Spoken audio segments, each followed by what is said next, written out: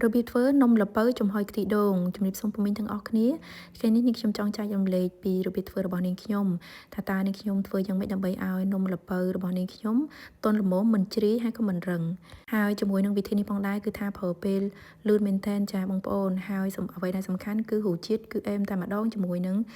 ស្ករត្នោតរបស់យើងនេះគឺជាគ្រឿងផ្សំបងប្អូនអាចថតជា screen ថតទុកមើលនៅថ្ងៃក្រោយដែលបងប្អូនមិនចាំបាច់សរសេរចាហើយបងប្អូនគ្រាន់តែបើកកន្លែង photo មកគឺថាបងប្អូនងាយស្រួលមើលខ្លាំងមែនតើចាឥឡូវនេះខ្ញុំចង់មកប្រាប់បន្តិចបងប្អូនអំពីស្ករចំពោះស្ករគឺនេះខ្ញុំប្រើជាមួយនឹងស្ករត្នោតបងប្អូនការដែលយើងប្រើជាមួយនឹងស្ករត្នោតគឺធ្វើឲ្យនំរបស់បងប្អូនគឺថាឈ្ងុយបានល្អខ្លាំងមែនតើចាហើយជាតិហ្មងបើសិនជាបងប្អូនប្រើជាមួយនឹងស្ករសនិយាយទៅវាអត់សូវឈ្ងុយប្រហែលនេះទី1អត់សូវឈ្ងុយហើយទី2ទៀតនោះគឺថារសជាតិគឺវាខុសគ្នាបងប្អូនចាំធ្វើពីនឹងមើលបងប្អូនគឺថាខុសគ្នាដាច់តែម្ដងចំពោះស្ករត្នោតគឺនេះខ្ញុំប្រើចំនួន200ក្រាម100ក្រាមហ្នឹងគឺនេះខ្ញុំទុកលាយជាមួយនឹងល្ពៅហើយ100ក្រាមទៀតគឺនេះខ្ញុំទុកធ្វើខ្ទិះដូងចារីឯម្សៅវិញគឺនេះខ្ញុំប្រើជាមួយនឹងម្សៅខ្សាយនិងម្សៅដំណើបចាបងប្អូនឃើញនៅក្នុងចានធំហ្នឹងគឺនេះខ្ញុំលាយទាំងពីរនឹងចូលគ្នាតែម្ដងជាមួយនឹងអំបិលបន្តិចផងដែរចានេះខ្ញុំអត់បានដាក់មកកូនចានរីគ្នាបងប្អូនគឺខ្ញុំដាក់ចូលគ្នាអញ្ចឹងហ្មងអញ្ចឹងទៅចាស្រួលយើងក្នុងការលាយផងដែរចាឥឡូវដល់វគ្គដំបូងហ្នឹងគឺនេះខ្ញុំចាប់ផ្ដើមយកម្សៅខ្សាយម្សៅដំណើបហើយនិងអំបិលបន្តិចហ្នឹងចាលាយកូរចូលគ្នាឲ្យសព្វហើយចានេះខ្ញុំចាប់ផ្ដើមចាក់ជាមួយនឹងខ្ទិះដូងហ្នឹងម្ដងតិចចាហើយបងប្អូនកុំភ្លេចដាក់ស្ករត្នោតផងដែរពេលហ្នឹងបងប្អូននេះខ្ញុំភ្លេចដាក់លាយជាមួយនឹងស្ករត្នោតឲ្យហើយតែមិនជាបញ្ហាបងប្អូនគឺនេះខ្ញុំលាយជាមួយនឹងល្ពៅលាយអីចឹងទៅកូរឲ្យសព្វចឹងថាចូលជាតិដូចគ្នាទេចាពេលដែលម្សៅហ្នឹងបានម៉ត់ល្អហើយចានេះខ្ញុំចាប់ផ្ដើមដាក់ជាមួយនឹងចាល្ពៅចំពោះល្ពៅវិញគឺខ្ញុំដាក់ចំនួន500ក្រាមចាបងប្អូនឈ្លោះហើយស្រេចចឹងមកចាហើយបងប្អូនកុំភ្លេចជាមួយនឹងកាកដូងចាចំពោះសាច់កាកដូងនេះផងដែរបងប្អូនត្រូវយកទៅកោសវាសិនហើយបងប្អូនកុំយកដូងណាដែលចាស់ពេកចាស់មកល្មមដែលយើងញ៉ាំទៅកុំឲ្យវា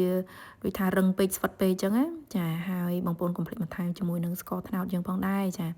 ធ្វើឲ្យនំរបស់បងប្អូនរឹតតែមានរសជាតិឈ្ងុយឆ្ងាញ់ហើយចាការលាយជាមួយនឹងល្ពៅហ្នឹងបងប្អូនដាក់ស្ករត្នោតហ្នឹងតែពាក់កណ្ដាលបានហើយចាហើយពាក់កណ្ដាលទៀតហ្នឹងបងប្អូនទុកយកធ្វើ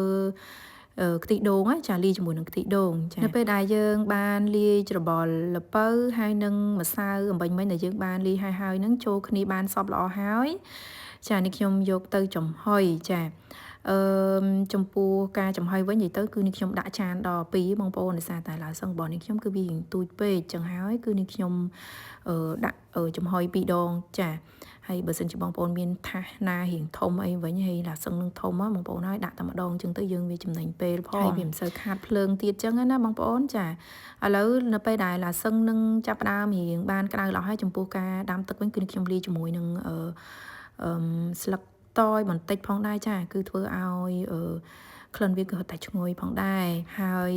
ចានៅពេលដែលវាបានក្តៅបានល្អហើយគឺនេះខ្ញុំចាប់ផ្ដើមយកល្ពៅហ្នឹងចាទៅចំហុយនេះខ្ញុំចំហុយដោយមិនទាន់ចាំបាច់ដាក់ខ្ទិះដូងនៅពីលើនឹងទេបងប្អូននេះខ្ញុំចំហុយល្ពៅនឹងមុនសិនណាហើយបងប្អូនកុំភ្លេចដាក់ស្លឹកតយផងបើសិនជាបងប្អូនមានចាគឺធ្វើឲ្យនំរបស់បងប្អូនរត់តែឈ្ងុយណាចាចំពោះការចំអិនវិញនិយាយទៅនេះខ្ញុំអត់បានមើលម៉ោងបងប្អូននេះខ្ញុំភ្លេចប៉ុន្តែនេះខ្ញុំដឹងថាការចំហុយនឹងគឺថាលឿនមែនតែនបងប្អូនអត់ត្រូវការពេលយូរទេអូខេឥឡូវនេះខ្ញុំដាក់ល្ពៅនឹងចំហុយចោលសិនឥឡូវនេះខ្ញុំមកធ្វើខ្ទិះដូងបងប្អូនចា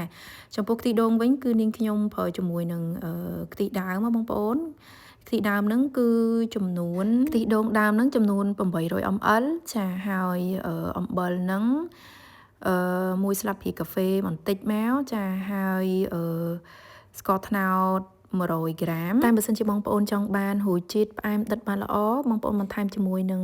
ស្ករត្នោតយើងមួយស្លាបព្រាបាយទៀតទៅចានៅពេលដែលយើងបានកូរល្បាយម្សៅហើយនឹងខ្ទិះដូងនឹងបានម៉ត់ល្អហើយបងប្អូនយកទៅកូរនៅលើផ្ទះចំពោះការកូរវិញបងប្អូនថ្មីកូរឲ្យជាប់ដៃណាកុំកូរឈប់កាលណាតែកូរឈប់វាធ្វើឲ្យកកបាតហើយនៅពេលនឹងហើយគឺវាធ្វើឲ្យវាសាច់ខ្ទិះរបស់យើងគឺវាឡើងជាដុំវាអត់